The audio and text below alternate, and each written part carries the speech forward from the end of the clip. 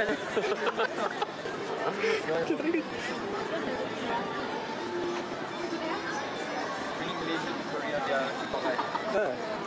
So kita bawa lah yang lain-lain. Alang-alang dah balik dari kerja tu, kita singgah Myeongdong. Dapat jalan sama-sama kan? 1.5k kita jalan sama-sama. Bukan. Oh, lain. Bukan dengan tu. Ni bawa jalan sama-sama.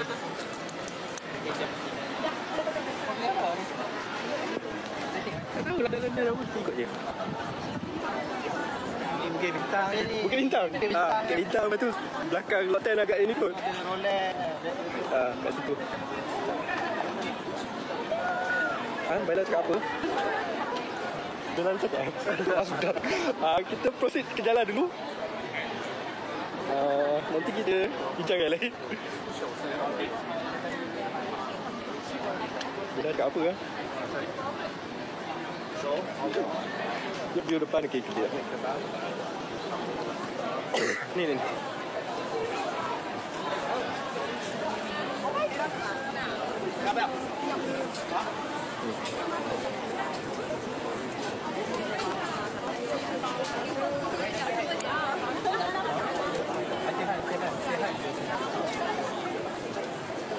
Ni bukan jogging. Kita baru habis. Tadi saya jumpa dengan Cosrx. Lepas tu ada sikit yang pakai hanbok yang tadi, yang ada post pakai baju macam emperor tu. Jogging apa kalau macam ni? Ni nak jogging.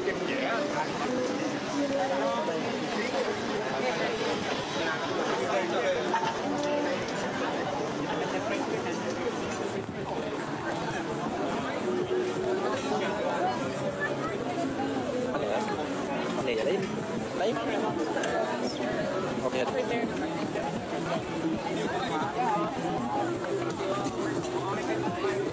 Hey guys. Okay. You want to hear that? What?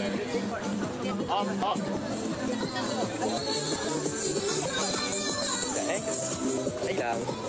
Maksud mana? Ada.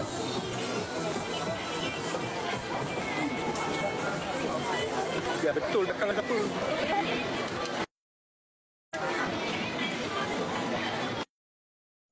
Cuba Korea sikit. Macam tu kan? Kita kalau suruh aku macam ni bawa apa, kita beli apa? Kita buat plan lain. Itulah kan. Kita buat plan lain, lepas tu kita jalan je. Kita kalau serentak macam mana? Kita set timing je.